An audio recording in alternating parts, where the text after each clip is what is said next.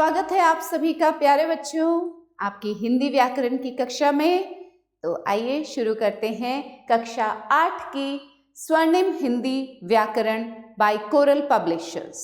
तो आइए आज करते हैं एक नया पाठ 14 संज्ञा विकार। इसके अंतर्गत आज हम पढ़ेंगे विशेषण। तो पहले हम पढ़ेंगे विशेषण की परिभाषा। संज्ञा या सर्वनाम शब्दों के गुण, दोष, संख्या, मात्रा आदि बताने वाले शब्दों को विशेषण कहते हैं। जो शब्द संज्ञा या सर्वनाम शब्दों के गुण, दोष, उनकी संख्या या उनकी मात्रा आदि बताते हैं वे शब्द कहलाते हैं विशेषण। विशेषण जिन शब्दों की विशेषता बताते हैं उन्हें विशेष्य कहते हैं और जिन शब्दों की वो विशेषता बताते हैं उन्हें कहा जाता है विशेष्य। ठीक है, संज्ञा या सर्वनाम शब्दों की विशेषता बताने वाले शब्दों को विशेषण कहते हैं और जिन शब्दों की वो विशेषता बताते हैं उन्हें कहते हैं विशेष्य। निम्नलिखित वाक्यों को ध्यानपूर्वक पढ़िए। अमित ईमानदार बालक है। वह लड़का मेंढकों पर पत्थर फेंक रहा है। दुकानदार ने 2 किलोग्राम प्याज तोले। कप में थोड़ा दूध बचा है। सचिन की कुछ पुस्तकें खो गई हैं। हमारे घर 4 लोग आए। अब इन वाक्यों में ईमानदार, वह, 2 किलोग्राम, थोड़ा, कुछ, 4 शब्द विशेषण हैं। ये क्रमशः बालक, लड़का, प्याज, दूध, पुस्तकें और लोग शब्दों की विशेषता बता रहे हैं, अतः ये विशेष्य हैं। अब देखिए, अमित के बारे में क्या बताया जा रहा है कि अमित कैसा बालक है? ईमानदार बालक है। अमित की विशेषता बताई। वह लड़का मेंढकों पर पत्थर फेंक रहा है। कौन लड़का? एक है जो कि क्या कर रहा है? मेंढकों पर पत्थर फेंक रहा है। दुकानदार ने कितने प्याज तोले? 2 किलोग्राम। तो ये सभी शब्द विशेषता बता रहे हैं और जिनकी विशेषता वो बता रहे हैं, जिन संज्ञा शब्दों की विशेषता वो बता रहे हैं, वे कहलाते हैं विशेष्य। कैसा, कितना, कितने, कैसी आदि शब्दों से प्रश्न पूछने पर जो उत्तर मिलते हैं वे विशेषण होते हैं। विशेषण की पहचान ही यही होती है कि जब भी आपको वाक्य आप पढ़ेंगे और उसमें आप कैसा, कितना, कितने, कैसी, ये प्रश्नों का उत्तर जब आपको मिलता है इन प्रश्नों का, तो वहां वो शब्द हो जाते हैं विशेषण। जैसे बालक कैसा, उत्तर क्या मिला? ईमानदार। अब प्याज कितना प्याज तोला दुकानदार ने? 2 किलोग्राम। ठीक है। विशेषणों का प्रयोग 2 प्रकार से होता है। संज्ञा शब्दों विशेष्यों से पूर्व। एक होता है संज्ञा शब्दों से पूर्व, जैसे अच्छे बच्चे कहना मानते हैं। अब बच्चे हो गया संज्ञा, इससे पूर्व क्या लगा? अच्छे हो गया विशेषण। संज्ञा शब्दों के बाद, अब संज्ञा शब्दों के बाद देखिए, यहाँ तो संज्ञा से पहले आया बच्चे संज्ञा, तो उससे पहले अच्छे आ गया विशेषण। अब संज्ञा के बाद कैसे प्रयोग होगा? ये आम मीठे हैं। आम हो गया संज्ञा और मीठे हो गया विशेषण। ठीक है। अब आता है बच्चों विशेषण के भेद। विशेषण के निम्नलिखित 4 भेद होते हैं। गुणवाचक विशेषण, सार्वनामिक विशेषण या संकेतवाचक विशेषण, परिमाणवाचक विशेषण, संख्यावाचक विशेषण। तो आइए इन्हें विस्तार से पढ़ें। गुणवाचक विशेषण, जो विशेषण शब्द संज्ञा या सर्वनाम शब्दों के गुण, दोष, रंग, आकार और दशा का बोध कराते हैं, उन्हें गुणवाचक विशेषण कहते हैं। जैसे कि नाम से ही प्रतीत हो रहा है, गुण, दोष, उसके बारे में बताना वो कैसा है। नीलिमा ने आज गुलाबी फ्रॉक पहन रखी है। अनिल एक ईमानदार व्यक्ति है। अक्षित एक शरारती लड़का है। इन वाक्यों में गुलाबी, ईमानदार और शरारती क्रमशः व्यक्ति, फ्रॉक और लड़का संज्ञा शब्दों की विशेषता बता रहे हैं, अतः ये गुणवाचक विशेषण हैं। देखिए, ये किसकी विशेषता बता रहा है? फ्रॉक की। फ्रॉक कैसी है? गुलाबी है। व्यक्ति कैसा है? ईमानदार है। लड़का कैसा है, शरारती है। तो ये हो गए गुणवाचक विशेषण। कुछ गुणवाचक विशेषण आइए पढ़ते हैं। गुण, अब गुण में क्या क्या चीजें आती हैं, अच्छा, दयालु, धार्मिक, सच्चा, चतुर, भला। फिर दोष, दोष में झूठा, पापी, दुष्ट, शैतान, मक्कार इत्यादि। रंग, काला, पीला, नीला, हरा, जितने भी रंग हैं। आकार, छोटा, बड़ा, गोल, लंबा, मोटा। स्वाद, खट्टा, मीठा, चटपटा, कड़वा, तीखा। दशा, बीमार, स्वस्थ, रोगी, सूखा, कमजोर। दशा, दशा अब अवस्था कैसी, बीमार, स्वस्थ, रोगी, सूखा, कमजोर। स्पर्श, जब आप छूते हैं किसी चीज को, नर्म, मुलायम, कठोर, चिकना। दिशा, उत्तरी, दक्षिणी, पूर्वी, पश्चिमी। अवस्था, जवान, बूढ़ा, युवा, अधेड़, तरुण, किशोर। काल, प्रातः, सायं, प्राचीन, नवीन, भावी, नया, आधुनिक। स्थान, ग्रामीण, शहरी, नागरिक, भारतीय, कैसे है, कहाँ से है। भाव, वीर, डरपोक, साहसी, प्रेमी, क्रोधी। गंध, सुगंधित, सुवासित, दुर्गंधपूर्ण, बदबूदार। ध्वनि, मधुर, कर्कश, मंद। ठीक है, ये हैं गुणवाचक विशेषण। अब हम पढ़ेंगे सार्वनामिक या संकेतवाचक विशेषण। जो विशेषण सर्वनाम शब्दों से बनते हैं उन्हें सार्वनामिक विशेषण कहते हैं। ठीक है, वो विशेषण शब्द जो कि सर्वनाम शब्दों से बनते हैं। ये शब्द सर्वनाम ही होते हैं, परंतु संज्ञा शब्द से ठीक पहले प्रयोग होने पर सार्वनामिक विशेषण बन जाते हैं। ये होते तो सर्वनाम ही हैं, परंतु इनका प्रयोग कहाँ होता है, संज्ञा से ठीक पहले किया जाता है, इसलिए इन्हें कहा जाता है सार्वनामिक विशेषण। यह लड़की हमेशा सच बोलती है। अब देखिए, लड़की हो गया संज्ञा, इससे पहले ये प्रयोग हुआ है, तो यह हो गया सार्वनामिक विशेषण। वह घोड़ा तेज दौड़ता है। यहाँ कोई आदमी नहीं आया। छत पर कौन विद्यार्थी कूद रहा है। इन वाक्यों में यह, वह, कोई और कौन शब्द क्रमशः लड़की, घोड़ा, आदमी और विद्यार्थी संज्ञा शब्दों की विशेषता बता रहे हैं। ये संज्ञा से पहले प्रयोग किए गए हैं, अतः ये सार्वनामिक विशेषण हैं। अब पढ़ेंगे हम परिमाणवाचक विशेषण। जो विशेषण किसी वस्तु की मात्रा, नाप या तोल बताते हैं उन्हें परिमाणवाचक विशेषण कहते हैं।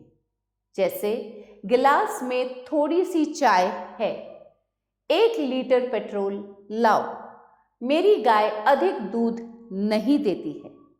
इन वाक्यों में थोड़ी, 1 लीटर और अधिक शब्द क्रमशः चाय, पेट्रोल और दूध का परिमाण बता रहे हैं, अतः ये परिमाणवाचक विशेषण है। कि कितना, चाय कितनी है, उसमें थोड़ी सी है। फिर पेट्रोल कितना लाना है, 1 लीटर, और क्या अधिक नहीं देती है, दूध। परिमाणवाचक विशेषण निम्नलिखित 2 प्रकार के होते हैं। कौन से, निश्चित परिमाणवाचक विशेषण, अनिश्चित परिमाणवाचक विशेषण। अब निश्चित परिमाणवाचक विशेषण कौन से होते हैं, जो विशेषण किसी वस्तु की निश्चित मात्रा, नाप या तोल बताते हैं उन्हें निश्चित परिमाणवाचक विशेषण कहते हैं। जैसे 5 किलो आटा लाओ, मेरी कमीज में 2 मीटर कपड़ा लगता है, मुझे 1 गिलास पानी पिलाओ। इन वाक्यों में 5 किलो, 2 मीटर और 1 गिलास निश्चित परिमाणवाचक विशेषण हैं, क्योंकि एक निश्चित मात्रा बताई गई है इसमें। अनिश्चित परिमाणवाचक विशेषण, जो विशेषण किसी वस्तु की अनिश्चित मात्रा, नाप या तोल बताते हैं उन्हें अनिश्चित परिमाणवाचक विशेषण कहते हैं। जैसे मुझे थोड़ा पानी पिलाओ, वहां जाने से कम समय लगेगा, हमें उसके विषय में अधिक जानकारी नहीं है। इन वाक्यों में थोड़ा, कम और अधिक अनिश्चित परिमाणवाचक विशेषण है, क्योंकि कितना पानी चाहिए कोई निश्चित मात्रा नहीं बताई गई है, थोड़ा, और कितना समय लगेगा, कम समय लगेगा, उसका कोई निश्चित समय नहीं बताया गया। संख्यावाचक विशेषण, जो विशेषण संज्ञा या सर्वनाम की संख्या या क्रम का बोध कराते हैं उन्हें संख्यावाचक विशेषण कहते हैं। जैसे मेरे पास 4 खिलौने हैं। कल रात 2 चोर पकड़े गए। वह इस भवन की तीसरी मंजिल पर रहती है। इन वाक्यों में 4, 2 और तीसरी शब्द क्रमशः खिलौने, चोर और मंजिल संज्ञा शब्दों की संख्या या क्रम बता रहे हैं, अतः ये संख्यावाचक विशेषण हैं। अब देखिए कितने खिलौने हैं? 4। एक संख्या बताई गई। कितने चोर पकड़े गए? 2 चोर पकड़े गए। और कौन सी मंजिल पे रहती है? वो तीसरी मंजिल पे रहती है। संख्यावाचक विशेषण निम्नलिखित 2 प्रकार के होते हैं। ये भी 2 प्रकार के होते हैं, निश्चित संख्यात्मक विशेषण और अनिश्चित संख्यात्मक विशेषण। क्या होते हैं ये निश्चित संख्यात्मक विशेषण?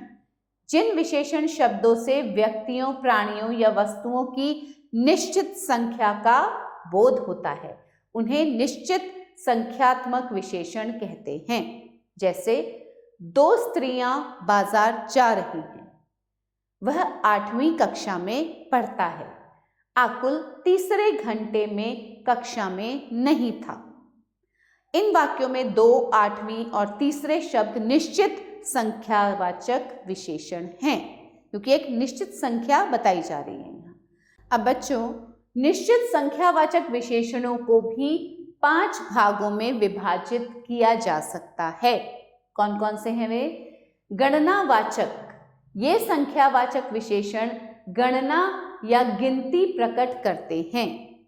अब ये जो निश्चित संख्यावाचक विशेषण है, इसके 5 भाग होते हैं। पहला है गणनावाचक। इसमें क्या है?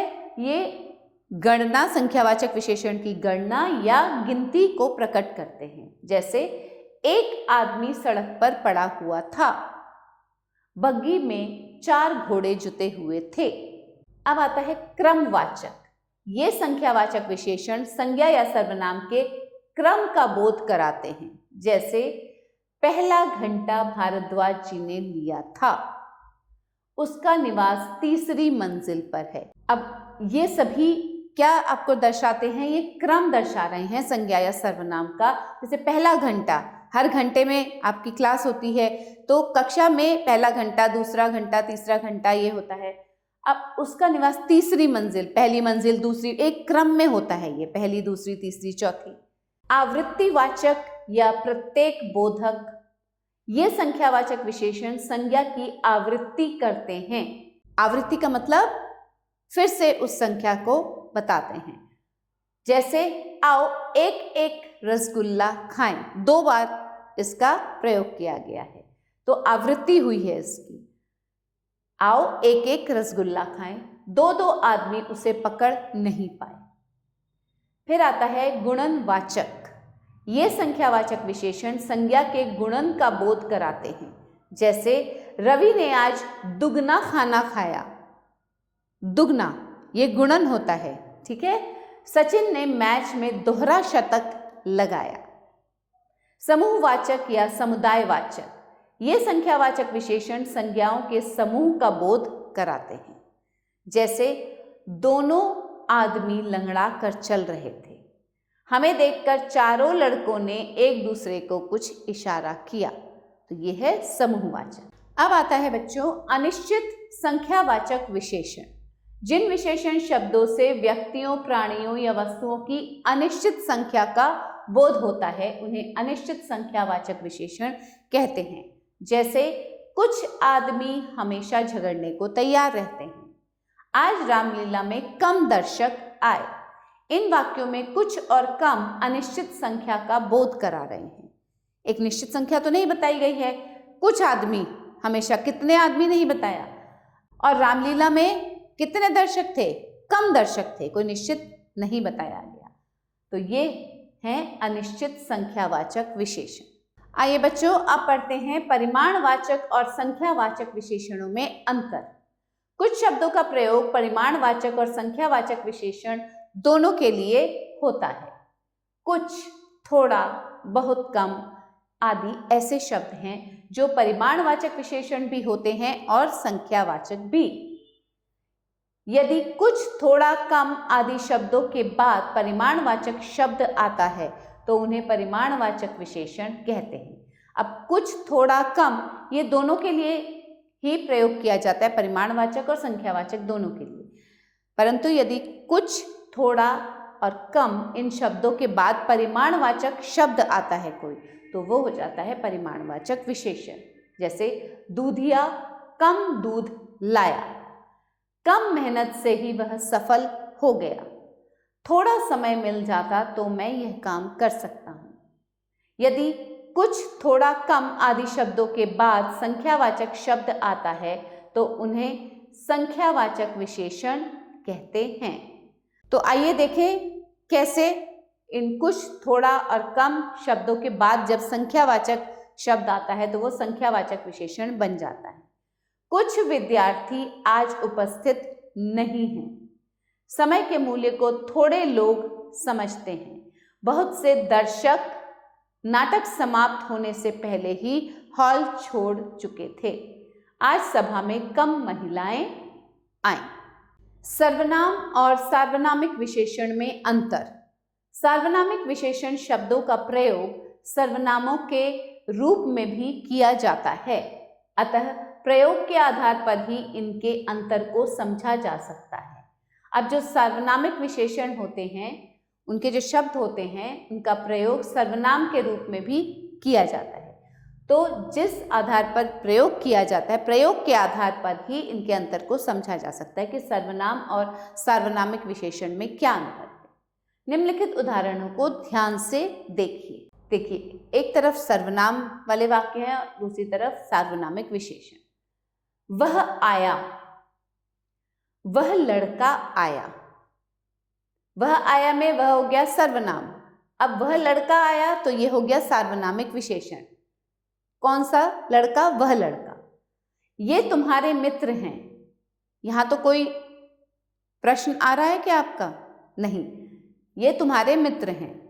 ये लड़के तुम्हारे मित्र हैं। कौन तुम्हारे मित्र हैं? ये लड़के तुम्हारे मित्र हैं। तो ये हो गया सार्वनामिक विशेषण। वे तो घर गए हैं, वे गायक तो घर चले गए हैं। और देखिए कौन गा रहा है? कौन आदमी गा रहा है? कल कोई आया था, कल कोई आदमी आया था। यह तुमने किया, यह काम तुमने किया। विशेषण की तुलना अवस्थाएं। तुलना को व्यक्त करने के लिए विशेषण की 3 अवस्थाएं होती हैं, जो निम्न प्रकार हैं: मूलावस्था, उत्तरावस्था, उत्तमावस्था। अब जब हम तुलना करते हैं तो उसको व्यक्त करने के लिए इसकी 3 अवस्थाएं होती हैं। कौन सी? मूलावस्था, उत्तरावस्था और उत्तमावस्था। आइए पढ़ते हैं मूलावस्था के बारे में। यह विशेषण का मूल रूप होता है। इसमें किसी से तुलना नहीं की जाती, अपितु विशेषण का सामान्य प्रयोग किया जाता है। मूलावस्था में मूल रूप होता है ये, तो विशेषण को विशेषण की भांति ही प्रयोग किया जाता है। ठीक है। वह अच्छा लड़का है। कैसा लड़का है? अच्छा लड़का है। अच्छा विशेषण हो गया। तुम सुंदर हो, विनय श्रेष्ठ है। इन उदाहरणों में अच्छा, सुंदर और श्रेष्ठ विशेषण की मूलावस्था है। उत्तरावस्था। यह विशेषण का वह रूप होता है जो 2 विशेष्यों की विशेषताओं की तुलना करता है। अब उत्तरावस्था में 2 विशेष्यों की विशेषताओं की तुलना की जाती है।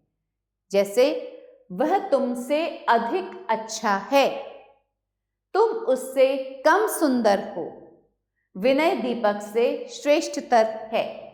इन उदाहरणों में अधिक, अच्छा, कम सुंदर और श्रेष्ठतर विशेषण की उत्तरावस्थाएं हैं। अब आता है उत्तमावस्था।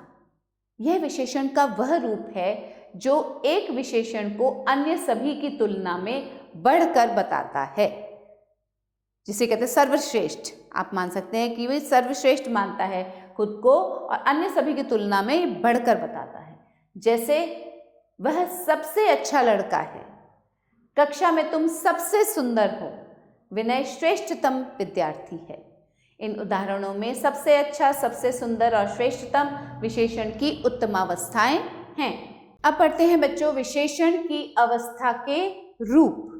जो विशेषण की विभिन्न अवस्थाएं हैं उसके रूप के बारे में पढ़ेंगे। विशेषण की अवस्थाओं के रूप 2 प्रकार से बनते हैं: अधिक या सबसे अधिक का प्रयोग करके संस्कृत के शब्दों तत्सम के साथ तर या तम प्रत्यय लगाकर। एक तो होता है अधिक या सबसे अधिक लिखकर इसका प्रयोग किया जाता है, और दूसरा संस्कृत के जो शब्द होते हैं उनके साथ तर या तम लगाकर, अधिक सबसे अधिक का प्रयोग करके। अब देखिए यहाँ कुछ शब्द देखेंगे हम जिनमें अधिक और सबसे अधिक का प्रयोग किया गया है इन अवस्थाओं में। मूलावस्था, उत्तरावस्था, उत्तमावस्था। वीर, अधिक वीर, सबसे वीर। कायर, अधिक कायर, सबसे अधिक कायर। दानी, अधिक दानी, सबसे दानी। कंजूस, अधिक कंजूस, सबसे अधिक कंजूस। ईर्ष्यालु, अधिक ईर्ष्यालु, सबसे अधिक ईर्ष्यालु।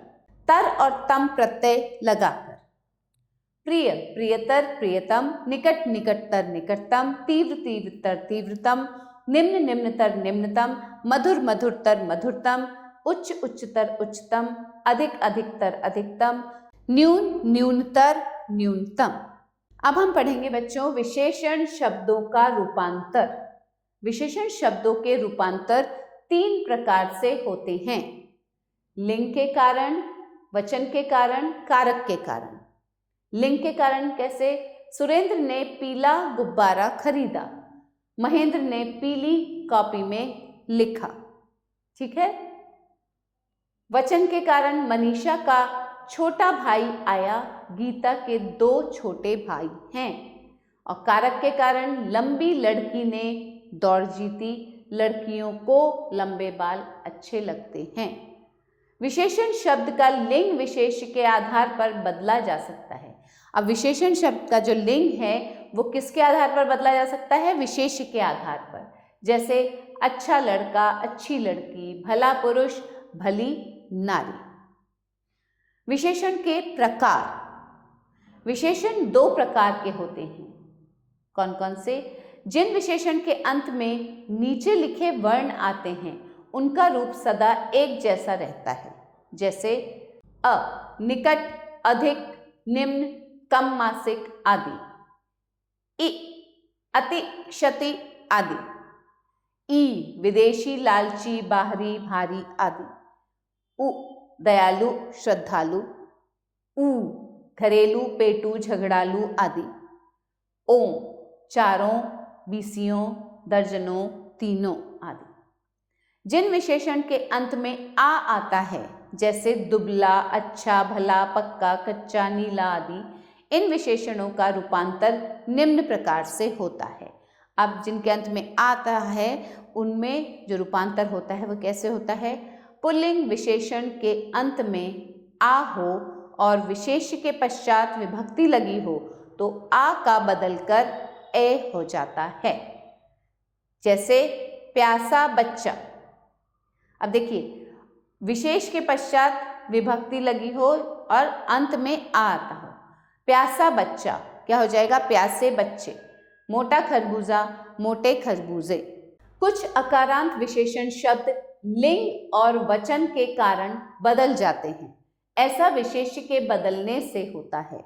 जब विशेष्य बदलता है तो लिंग और वचन के कारण बदल जाते हैं। नीला पेन पकड़ाओ, नीली कमीज धुल गई है।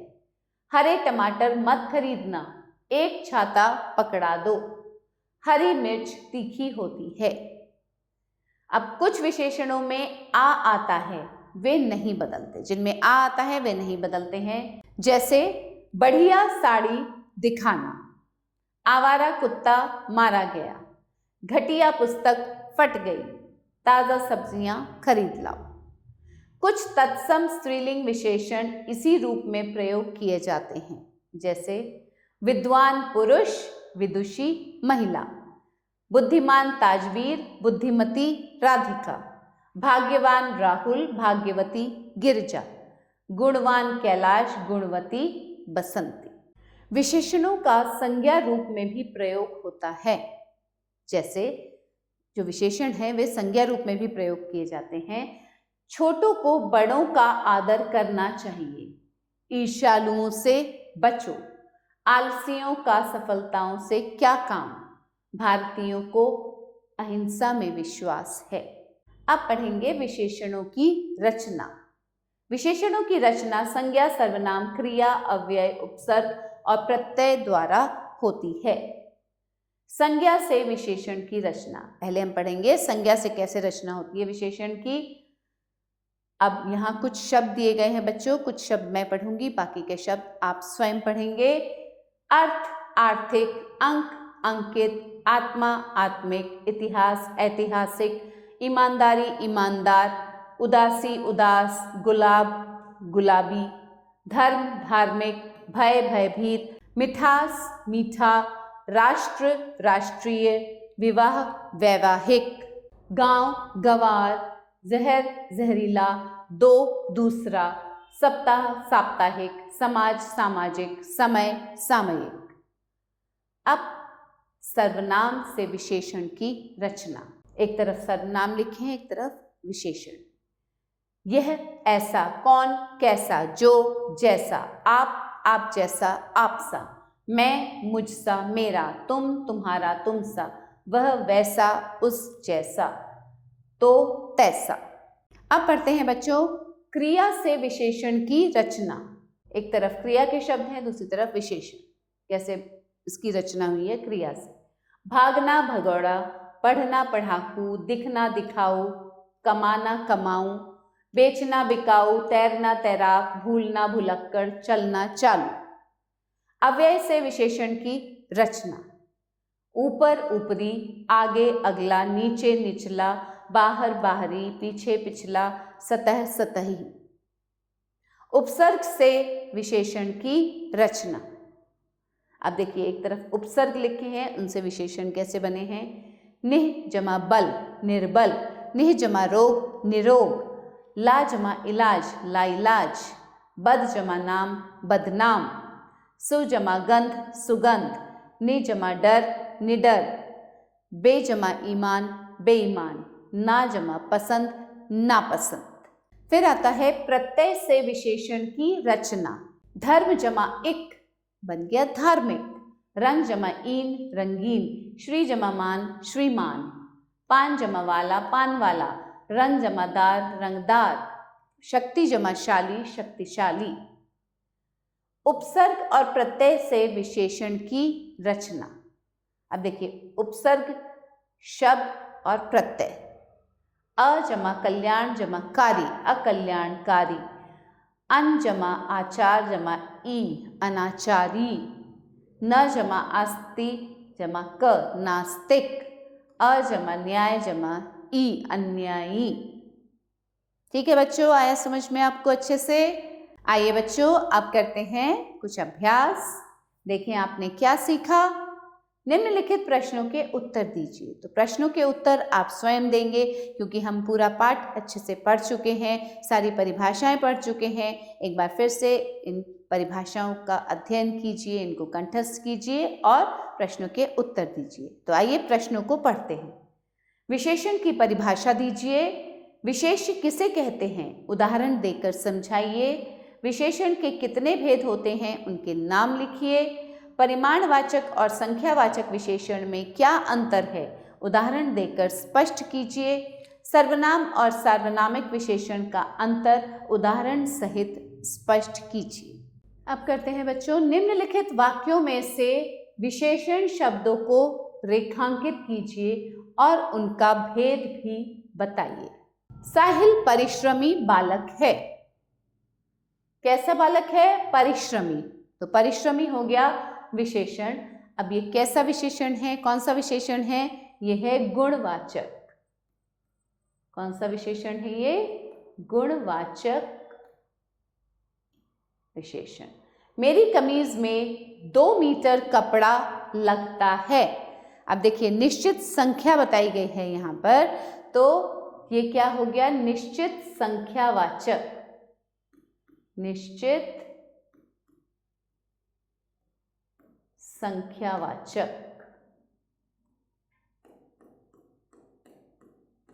ठीक है, यह है निश्चित संख्यावाचक विशेषण।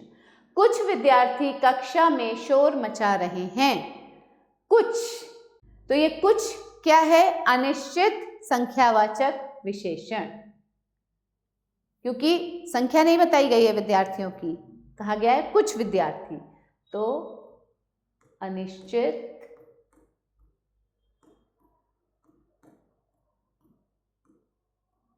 संख्यावाचक। अगला क्या है? भारतीय बहुत बहादुर होते हैं। कैसे होते हैं? बहादुर। गुणवाचक, गुणवाचक, गुण बताया जा रहा है भारतीयों का। नीलांजना चौथी मंजिल पर रहती है। तो ये जो चौथी मंजिल है ये क्या है? निश्चित संख्यावाचक विशेषण। यहाँ लिखेंगे हम निश्चित संख्यावाचक। ठीक है बच्चों, आइए आगे चलते हैं। निम्न वाक्यों में परिमाणवाचक और संख्यावाचक विशेषण छाटिए। अब यहाँ कुछ वाक्य दिए गए हैं, हमें बताना है कि वो परिमाणवाचक विशेषण है या संख्यावाचक। आज नाटक में अधिक दर्शक आए। तो अधिक क्या है? संख्यावाचक या परिमाणवाचक है? संख्यावाचक।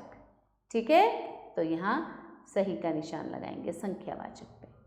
मुझे कुछ पानी दो। परिमाण, पानी तो परिमाण होता है ना, पानी तो संख्या में नहीं होती है, तो कुछ पानी हो गया परिमाणवाचक। मुझ में कम धैर्य है, ये भी गुण है, एक परिमाण है।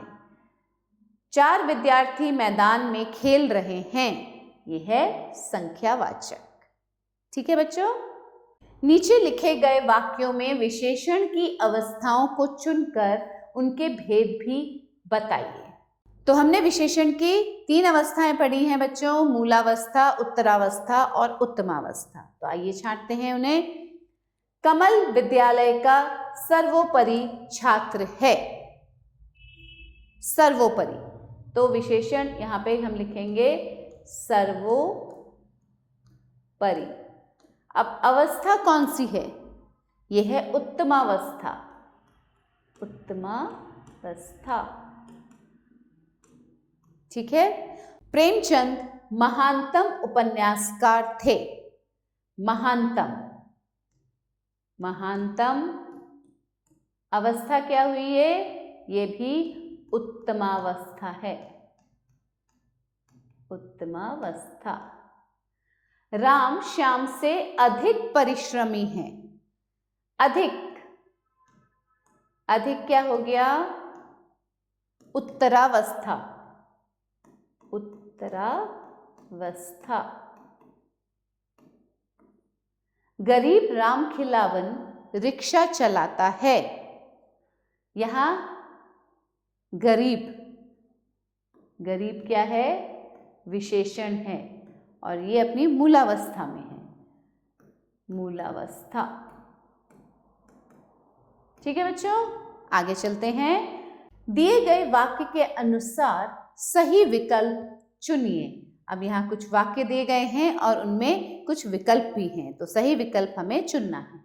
संज्ञा या सर्वनाम शब्दों के गुण, दोष, संख्या, मात्रा आदि बताने वाले शब्दों को कहते हैं, क्या कहते हैं? गुणवाचक, विशेषण, संख्यात्मक, सार्वनामिक। उन्हें हम विशेषण कहते हैं। विशेषण के निम्नलिखित भेद होते हैं। 2, 3, 4, 5, 4 भेद होते हैं। जो विशेषण शब्द संज्ञा या सर्वनाम शब्दों के गुण, दोष, रंग, आकार और दशा का बोध कराते हैं उन्हें विशेषण कहते हैं। संख्यात्मक, सार्वनामिक, गुणवाचक, कर्मवाचक, उन्हें गुणवाचक विशेषण कहते हैं। जो विशेषण सर्वनाम शब्दों से बनते हैं उन्हें विशेषण कहते हैं। गुणवाचक, संख्यात्मक, सार्वनामिक, परिमाणवाचक। जो विशेषण सर्वनाम शब्दों से बनते हैं उन्हें सार्वनामिक विशेषण कहते हैं। जिन विशेषण शब्दों से व्यक्तियों, प्राणियों या वस्तुओं की निश्चित संख्या का बोध होता है उन्हें निश्चित विशेषण कहते हैं। संख्यात्मक, अनिश्चित, गुणवाचक, सार्वनामिक, उन्हें निश्चित संख्यात्मक विशेषण कहते हैं। जिन विशेषण शब्दों से व्यक्तियों, प्राणियों या वस्तुओं की अनिश्चित संख्या का बोध होता है उन्हें संख्यावाचक विशेषण कहते हैं। गुणवाचक अनिश्चित संख्यात्मक सार्वनामिक, उन्हें अनिश्चित संख्यावाचक विशेषण कहते हैं। तो बच्चों, यही अंत होता है इस पाठ का। आशा करती हूँ आपको ये पाठ बहुत अच्छे से समझ आया होगा। फिर मिलेंगे एक नए पाठ के साथ कुछ नया सीखने के लिए। तब तक के लिए आभार।